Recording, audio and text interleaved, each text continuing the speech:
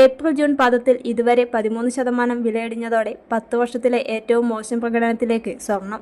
2016 ഡിസംബറിന് ശേഷമുള്ള ഏറ്റവും വലിയ വീഴ്ചയാണിത്. 18.6% വെള്ളിവില ഇതേ പാദത്തിൽ ഇടിഞ്ഞത്. ജൂൺ 2022 ശേഷമുള്ള ഏറ്റവും വലിയ ഇടിവാണിത്. അതേസമയം റെക്കോർഡ് ഉയരത്തിൽ നിന്നുള്ള വീഴ്ച പരിശോധിച്ചാൽ വീഴ്ചയുടെ ആഴം ഇനിയുമേറും. ട്രോയ് ഔൺസിന് $5,608 എന്ന എക്കാലത്തെയും മികച്ച ഉയരം കുറിച്ച സ്വർണമാണ് ഇപ്പോൾ $3,990 നിലവാരത്തിൽ നിൽക്കുന്നത്. വീഴ്ച 28.8%.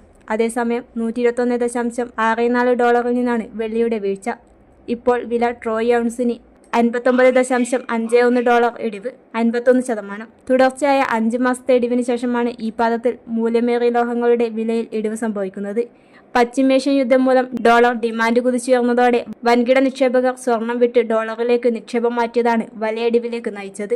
ഇതിനൊപ്പം ആഗോള നിക്ഷേപകർ AI ഇൻഫ്രാസ്ട്രക്ചർ കമ്പനികളിലേക്ക് വൻതോതിൽ നിക്ഷേപം നടത്താൻ ലോഹങ്ങളിലുള്ള നിക്ഷേപത്തിന്റെ തോത് കുറയ്ക്കുകയും ചെയ്തു. ഡോളർ സൂചിക 101 നിലവാരത്തിന് മുകളിലാണിപ്പോൾ. കൂടാതെ തുടർച്ചയായി ലോഹങ്ങൾ കുതിപ്പ് നടത്തിയതിന്റെ ലാഭമെടുപ്പും നടന്നു. കഴിഞ്ഞ കലണ്ടർ വർഷത്തിൽ സ്വർണ്ണവില 65%, വെള്ളിവില 166% ഉയർന്നിരുന്നു. ജനുവരി-മാർച്ച് പാദത്തിൽ സ്വർണ്ണവില 10%, വെള്ളിവില 28% ഉയർന്നത്. ഫെഡറൽ റിസർവ് കഴിഞ്ഞ നയരൂപീകരണ യോഗത്തിലും പലിശ നിരക്ക് കുറയ്ക്കാത്തതും നിരക്കുയർത്താനുള്ള സൂചന നൽകിയതും സ്വർണത്തിന് തിരിച്ചടിയായി. ഫെഡ് യോഗത്തിന് ശേഷം ഡോളർ ഏറ്റവും ഉയർന്ന നിലവാരത്തിലാണ്. US സൂചിക 1% മുകളിൽ ഉയർന്നു.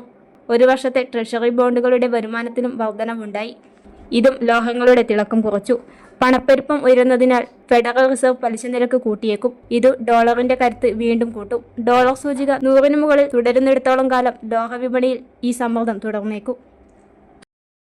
ഒരു പ്രിന്റ് മുതൽ വലിയ പ്രൊജക്ടുകൾ വരെ നിങ്ങളുടെ വിശ്വസ്ത പങ്കാളി സീനായ് ഇന്നോവേഷൻസ് ചെറുപുഴ.